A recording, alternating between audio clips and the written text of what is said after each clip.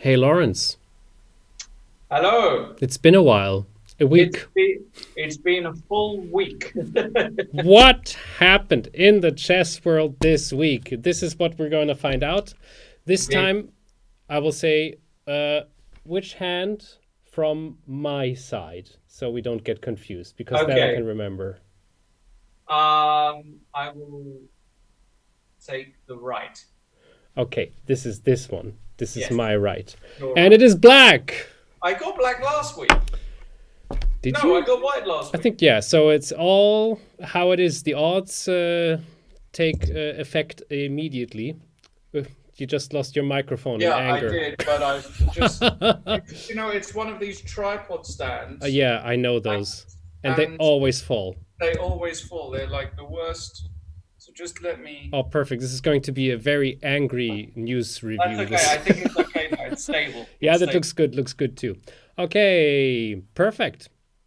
So now that I am white, I will share what I want to share first. And we're talking. Oh, let me put us here in this little corner. Perfect.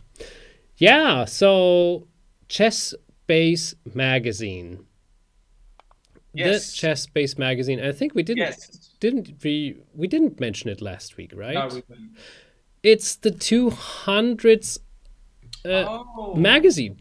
wow. It's Okay. yes, and it is really a bit wow because I mean, my gosh, 200 magazines. It started all in the 90s, and it took off from then. And it is people love it, and Yeah. people want more of it, and they have their their how do you call it, abonnement, the Subscription. yeah, subscription, of course, yes. And it is great. It is a very, very nice magazine with everything onto it. We have grandmasters talking about analysis, we have openings, etc., etc., etc. Basically, everything what is happening in the chess world up to date with analysis and more. And on top of that, we have the Extra magazine, which is also popping up just a week later, which is some extra parts so you don't lose track of everything what is going on too.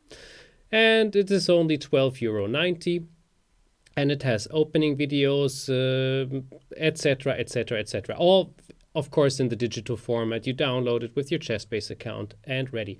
Now, what I liked about this little part here is that there have been some nice tactic analysis by Romain Edouard, Hmm. and I want you to solve two of them.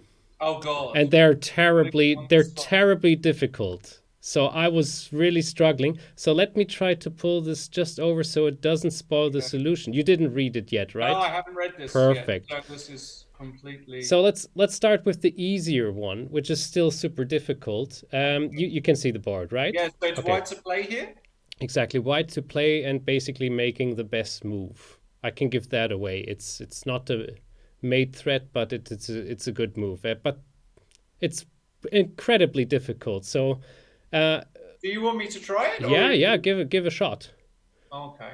And Romain made 20 of those, and here are three examples. So we take a look at the three, but the last one, it's Okay. I think I impossible. have this first one. Uh, Really? well, I think there's a clear move. Bishop G5. I mean that's the first move that comes to mind. Although even the queen sack, I probably isn't that clear. But yeah, Bishop G5 followed. Yeah, that's true. Are you like some kind of title player or something? Yeah, I took a long, long time to figure that out. Yes, it's absolutely true. Of course, Bishop G5 is the Yeah, win. yeah. Cannot be taken. Gives opening the line for the rook, and yeah, very, very beautiful move. Okay, good. Well, maybe it is going to be easier. I have another one for you, but this I couldn't solve. Okay. Okay, wait, a little bit more, a little bit more. It's so difficult. Don't mess it up. Okay, good. Black to move here. What is that's a super complicated position. I wouldn't even know which color I would like to be here. But black is moving. Black is winning with an absolutely crushing move that I can give away. Yeah. So the first move that I look at is Rook takes H2. because if queen takes d2, rook takes g2, and rook h6 is mate, and rook takes h2, king takes h2. Maybe just queen takes f2 there is just good enough. Rook h2 is correct, dude. Thank you. My God. That's what you do. That's what happens when you do your tactics training.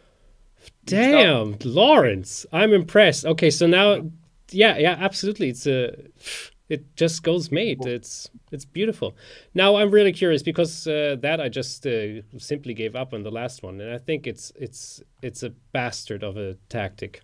Okay. White is moving, making the best move and wins. Okay, so I hope I get you here to not get it. The first move that I want to play here is actually a slow move, rook f2. Okay. I'm not saying that that is the move. It's just the first move that comes to mind. Okay. Because I want to play bishop f1 and pin the bishop. And the bishop is really lacking squares, and there's no queen d4 check in response. And you're absolutely right. Oh, this is hurting. You're absolutely right. It's well done, Lawrence. Are you using an engine? I'm not. Man. I promise. I believe you, of course. No, it's fantastic. It's really fantastic. No, well done. Yeah, nice tactics. All of this ChessBase Extra magazine. Thanks for solving those. I'm impressed. I have to say. I mean, I know that if you have a title, if you're a title player, if you do your tactics training, you see those in a finger snip. But it is still very, very hard to figure out that this is just like those are falling right into your eyes, or the first thoughts are normally the ones who are, yeah. Oh, very nice. Good. Yeah. All right. I thought this would take longer. Your turn. All right, my turn. Well, the first article I'm going to is, of course, the one on the top left here, which is Throwback Thursday. McShane makes a splash, the London Chess Classic. That just popped up. Yes, Carlos wrote it again. What's that about? I didn't even read it yet, to be honest. Well, this is all about looking back at the first and second edition of the London Chess Classic, which is the London Chess Classic is for me the most special tournament to me personally. It's the first time I ever did live commentary at a tournament. Huh. I was for many years doing a lot of work with Pascal Simon, of course, from ChessBase, who used to come over to London and help the show. It was my first ever super tournament where I met the likes of Magnus Carlsen and commentated on his games. The fact it was in London, I'm from London, it was just a very big deal for me to be part of it. And I commentated on every single edition of the London Chess Classic. Can you believe that? 10 years. We didn't have a London Chess Classic last year because of Corona. Yeah. But from 2009 to 2019, I was commentating live. Insane. And the first edition and the second edition, I remember vividly. The players, the visitors, the guests, the VIPs that used to come. It was amazing, an amazing atmosphere. And this particular article talks about one of the participants, somebody who was my idol when I was sort of becoming a better chess player. He's a few years older than me, Luke, but not many years, but I used to look up to him. It's Luke McShane, who has the title of strongest amateur in the world, or at least did. He kind of came back to chess more full-time-ish, took time off from working in the city, working in finance. And Luke won Best Game Prize for his game. It talks about it in against Nakamura. I think that one was in 2010. Where he also finished joint second, and this was at a time where he wasn't fully playing chess. He still had a job at this point, and yet if you look at that table there, if you go scroll up, Arne, you can see there Magnus won the tournament in 2010, but Luke finished equal second with Vishy Anand coming ahead of Nakamura, Kramnik, Adams, Howell, and Short. Yeah, no names for sure. Yeah, exactly. And it was in 2009 that Luke won the Brilliancy Prize. I think he won around 10,000 for it. Lovely victory with the King's Indian against Hikaru Nakamura. You can flick through that yourselves, guys. very, very nice. But if you want to, well, I'd tell you this is kind of the main moment where it was basically an exchange sacrifice by Luke, and then domination. Yeah, so it was here. So he allowed this bishop e7, bishop takes d5, bishop takes f8, queen takes f8, e takes d5, d takes c5, and we can stop there. So black has sacrificed an exchange, but he gets this fantastic control over the dark squares and manages to completely outplay Hikaru, actually, from this position. So really worth looking at if you're interested in improving. There's a picture of it. Look at these guys looking a lot younger. Banana for scale. Sorry? Banana for scale. Banana, a good fruit to have at a chessboard. Yeah. Boris Becker made that very popular in the sports scene. He did, yeah. And that was the final stance from 2009. 2009, yeah. So that's where Luke finished slightly lower. Magnus won in 2009 and 2010. And actually, in 2009, I remember one of the first times I ever sat down with Magnus Carlsen and discussed a game. You got to check out his game with White against Vladimir Kramnik from that tournament. Oh, okay. That was an absolutely beautiful game where he played an English opening, but at some point he played the move bishop c1, so the bishop moved back, and then he played bishop f1, so he retreated both bishops to their original squares. I think it rings a bell, yeah. Yeah, it was extremely instructive. And look, Magnus rated 2,800 already in 2009, and it's 2021 now. Can you believe that? I mean, this guy is just... he's unbelievable. A steam tank, to say the least. You know, funny thing about Luke McShane, I mean, I'm seeing him, is this a recent picture of him? Or is it from back then? No, I don't think it's that recent, that picture.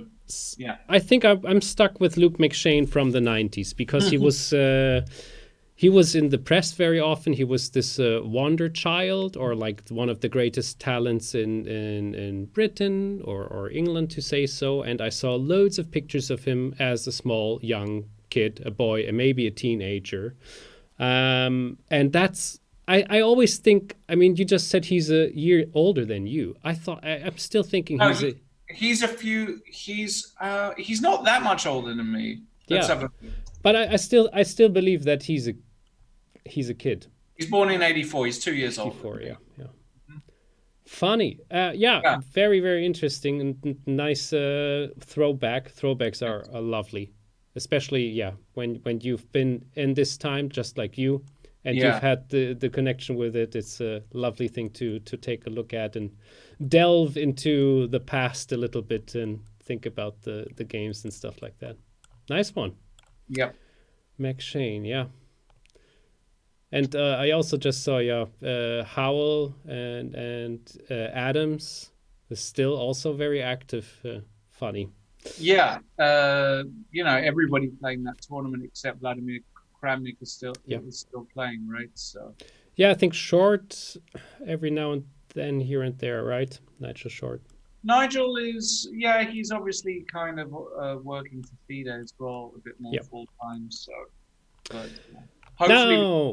hopefully we get more London Chess Classics in the future. My next theme, should I take this now or later? I'll take it later. Let's take the next one, because it's just a very cute and nice little insight about a project by a girl called Ashley Yan. And Alexei Root had a little interview with her about her project, which is teaching chess through Zoom, giving free lessons to children who might not have the chance to learn chess. It's just something very adorable, very, very nicely thought out. And Ashley Yan just seems to be a good soul of trying to make an impact. So I was listening. This is the reason why it struck me a little bit. I was listening to a podcast today. I'm always listening to podcasts every single freaking day. And one of my favorites is Akimbo by Seth Godin, and he's talking a bit about life in general, sometimes about the culture. And he mentions that we're making a difference every single second, whatever we do. If we give somebody a smile, we make a difference. But if we do not give somebody a smile, we also make a difference. And if we invent something, or if we do something artistic, we make a difference in the world. And of course, it's just a small difference, but we do it all the time, whatever action we take. And having this thought, of course, why not try to do something which you can be proud of doing and making this impact around your environment and around everything what you're doing. And that's exactly what Ashley Yan is doing. Small children are learning chess. Chess is all around the world since last year, since Queen's Gambit. Gosh, it's such a good, it's just so good that it happened. Yeah. It is a good time, and that's basically it. It's a nice, cute interview that Alexei Root has with Ashley, and it's interesting to check this out. Can you see it? Yeah, I can. Yeah. It's well made. It's a nice website, and yeah, you can just learn chess, have some activities. There's a lot of classes, and that is it. But I just like the idea of if you want to do something, why not do something to be proud of, and that she can certainly do with this little project. There's a lot of non-profit organizations which are doing something good for the chess world, no doubt. But every single thing, or every time something like this happens, it's nice. It's a good effort. So Agreed. And that was it already. It's just a nice thing. Just wanted to let people know about this. It's worth reading the interview. It's very short, but it's nice. Yeah. Please do, ladies and gentlemen, read the interview. It's nice that there are a lot of initiatives actually going on. Things Indeed. Like these free chess lessons, obviously the push to get more young girls involved as well. It is happening at the moment, which is excellent. Mm-hmm. So it looks as though despite the commercial element gaining more traction in chess. Obviously, there's a lot more money now in chess than there was how long ago, really, to be honest. It's also nice to see the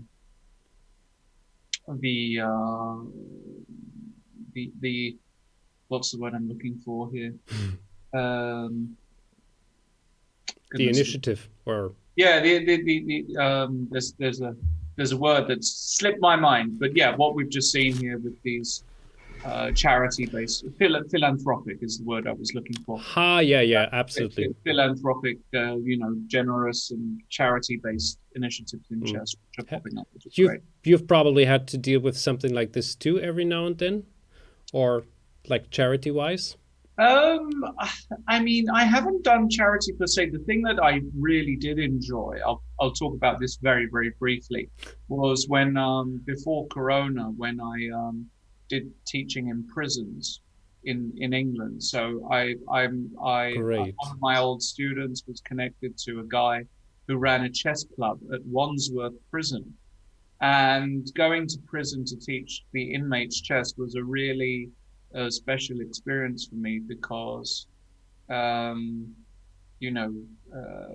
lot of these guys are in there for offenses that obviously they regret, but they're out soon. But just to have contact with people who are who get really excited about seeing somebody from the outside, I mean, it was just a very humbling experience, basically, to teach chess to the inmates. So that's what I've done for charity. I've been to fundraisers as well, but that really stuck in my mind. Well done. Yeah, big theme about prison and stuff. That's a great thing. I mean, there's stories about chess in prison too, of course, a lot of them. Which also reminds me, by the way, I had a tiny project. There was an artistic event in Malta.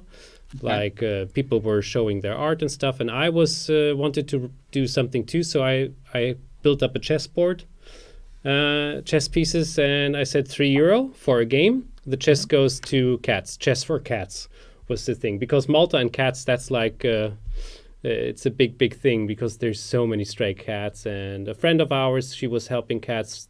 She was feeding 40 of them every evening. You can argue about if that's the correct way to do it, but it is very helpful to neuter them too. And there is money needed for that. Right. And so many people I've never seen before were playing chess against me. I've met interesting new people. Also a guy who was in prison, and I didn't know about this, but I was asking, like, where did you learn to play chess that well? And he said, in prison. Not sure if he was joking, but of course there is a possibility. Absolutely. I'm sure he was telling. And a girl from Turkey, she almost destroyed me. And I'm a decent club player, but boy, I was like so surprised how she was just there on holidays, but we learn it in schools and stuff like this. And we raised 130 euro. So that was cool for one single day. And people just came by, sometimes put in €5 too, and said, like, that's a good thing. Yeah, enough of the good things. Let's get to your next one. Okay, let's go back to the homepage, to the main page. Yes, why am I scrolling down? Anyway. To the first page. It is actually the first article, the French Federation. Okay, I didn't touch that because I don't know too much about this. Tell me about it. This is an article from this morning, released, and I won't spoil it because it's nice to actually read all of it. But basically, it's an article celebrating the 100th birthday of the French Chess Federation. And what I loved about the article was actually seeing some of the old photos. Yes, they're absolutely stunning. My God. Look at these photos here. You have this La Café de la Régence. My French is terrible. And that's an old cafe where they used to play a lot of chess. And it reminded me also of the cafes we have in London, and especially the Simpsons in the Strand. Which, by the way, we were talking about the London Chess Classic. Yeah. The London Chess Classic dinner, the invite dinner, was always done at Simpsons in the Strand. And Simpsons in the Strand, which is a restaurant now, and it still serves people, very sort of high-class establishment, is a museum for chess, because it was where the Immortal game took place. Like Anderson's? Or yeah, exactly. So it was Anderson against Zaritsky in 1851. Yeah. And that was played at Simpsons in the Strand, and they have the chessboards that they used as well. Oh, come on. Yeah, it's incredibly. I can't remember if it's a chessboard from that game, but they definitely have old chessboards.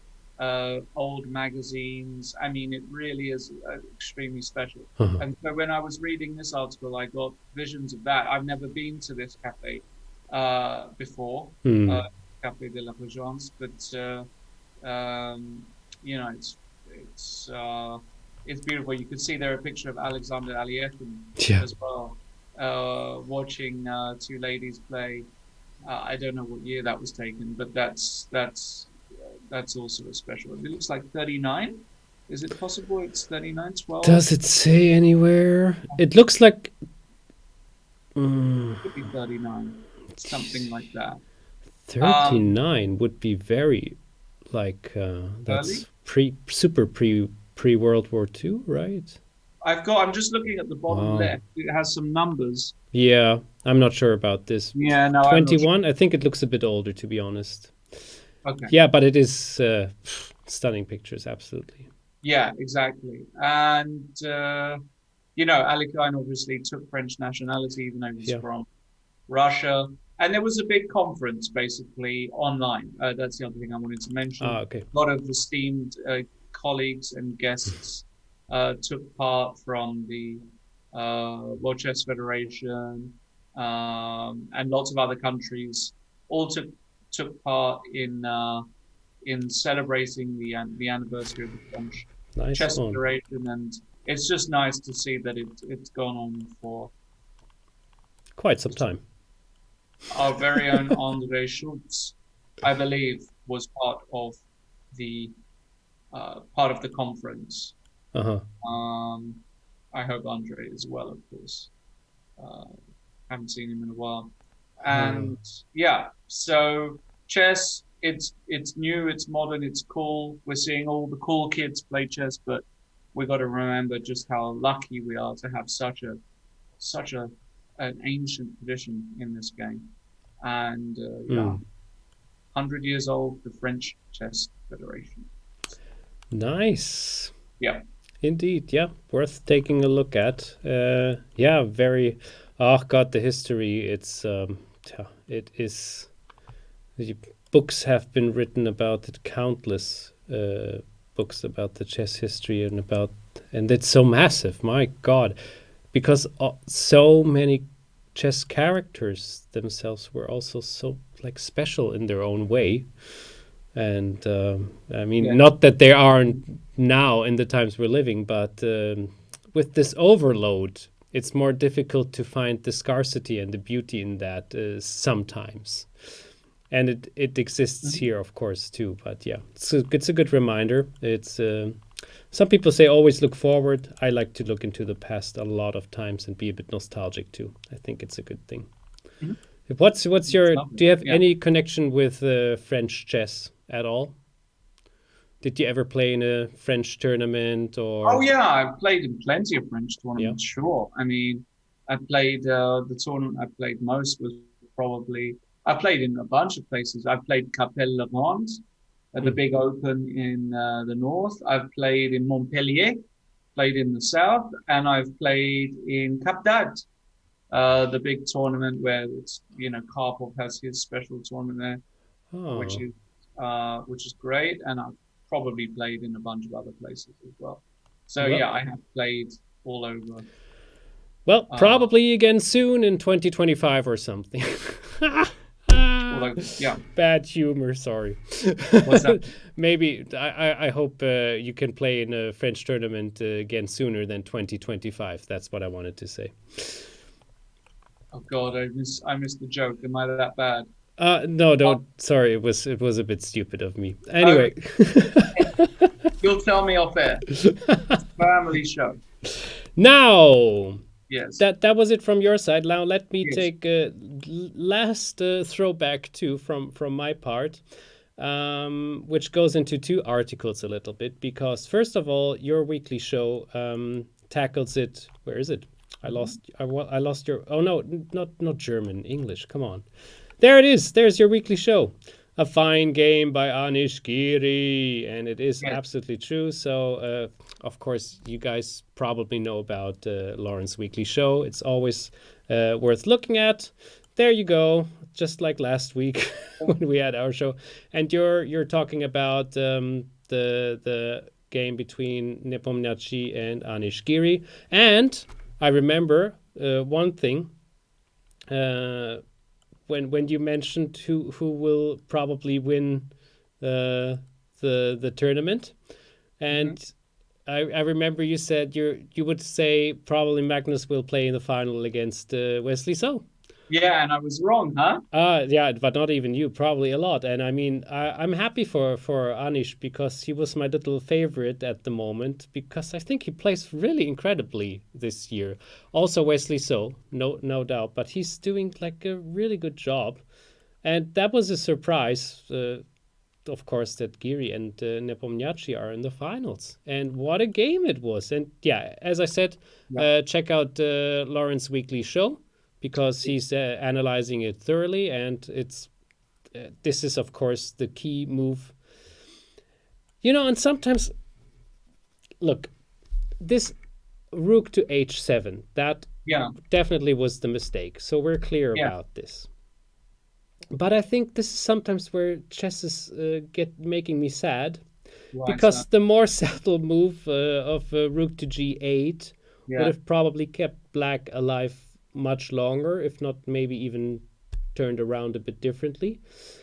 I mean, the idea is that there's the open line and you want to keep your rook on the open line, maybe switch down with the queen at one point and take a little bit action into the king's territory yourself, maybe. That's probably one of the quick ideas that Nepomniachtchi had, to stay with the rook on the open line to cause a little bit trouble. But of course you forget that you're lost after that. And then there's a move, a very, very defensive move, which is part of chess. I'm not saying it's a bad thing. But I wish I when I saw the game, Saga and Vidit were commenting on the ChessBase TV, ChessBase India, and I saw this game, and they were analyzing it, and yeah, it turned out the Rook G8 was the best move. I wish this would have been the better move. Do you understand what I'm talking about? I understand. Yeah? It's weird that like a move that looks more natural, it looks more in sync with. I think that's it. Yes. Not the right move, and that's frustrating, isn't it? Yes. And it's very frustrating when you actually play it as well. Absolutely. Yeah. And this is the thing. Of course, this is where I lose most of my games, because I'm looking at something which looks very nice from an aesthetic point of view, from the idea, but you should just play your king to h8 or something instead of going for the nice combination, the tactics you're having in your mind, because it's actually not working. Right. Your opponent will overplay you. And you, as a title player, soon Grandmaster, fingers crossed.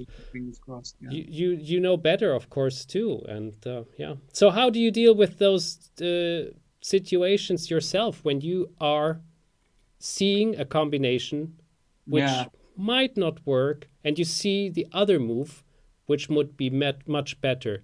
What part of your intuition or your Grandmaster mind is making the decision then?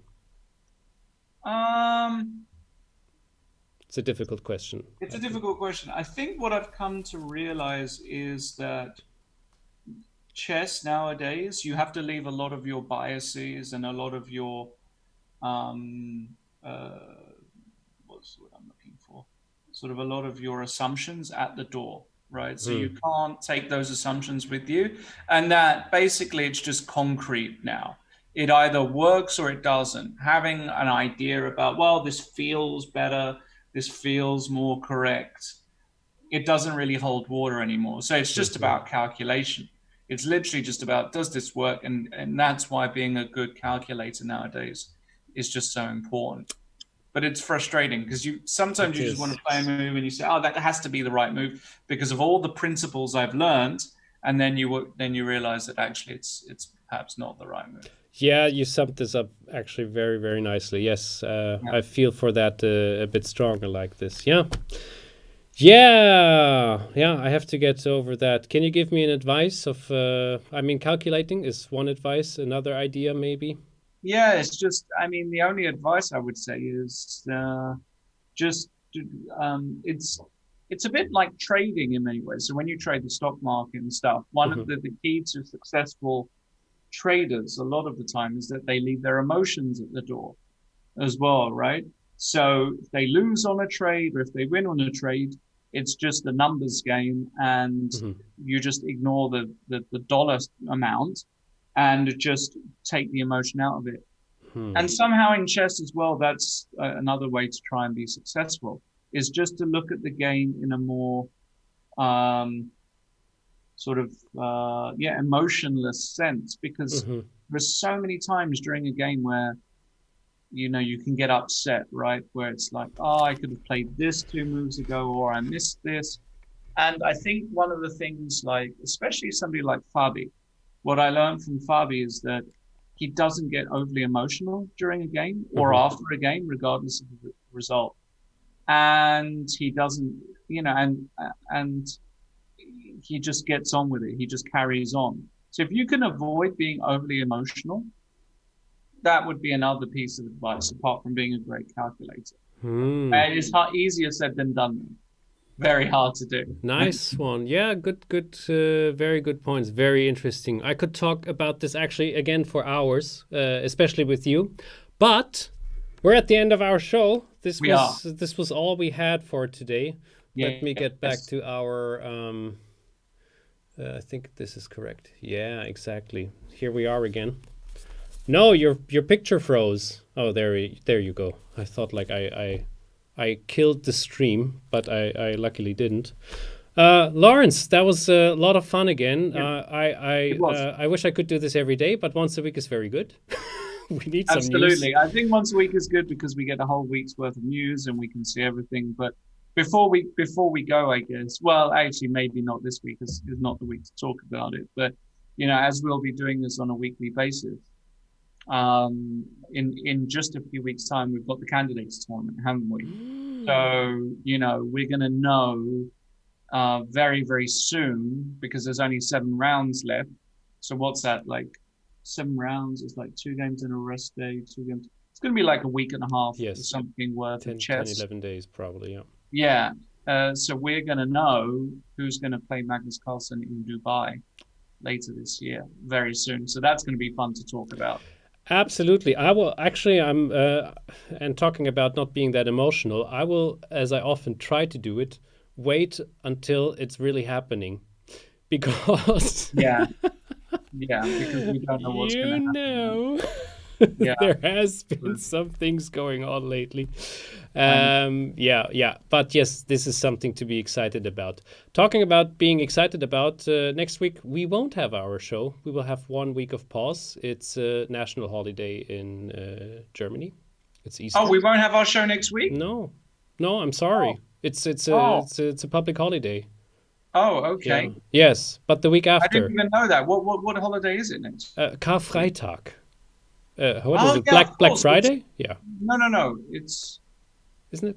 I don't know Isn't it Easter Friday? Easter Friday. I don't know what it's called in England. Yes, it's Easter Friday, even for you, in Berlin. So you won't be able to shop once you planned, like, oh, Friday, I'm gonna shop like hell. Actually, no, sir. So, but after that, we will review just 2 weeks maybe of chess, because then we will take a bit more effort. We can do whatever we want to anyway. Cool. Awesome. Good. Lawrence. All right, man. It's been a pleasure. Have a lovely weekend. Shout out to everybody watching. Thanks for tuning in. Remember, also, I do this at the end of every show, but go to the ChessBase shop, buy all of my DVDs, all of them. Yes. And don't just buy them once, buy them like 5 times. For for Easter. For Easter, for your family. Instead of chocolate, it's better for your teeth and you learn something. For your dog, for your whoever. Cats. Just go and get it. Cats love chess. Also, Lawrence is just a cool guy, so you should just do it. Anyway, love you. Guys. See you soon. Ciao. Take care. Bye.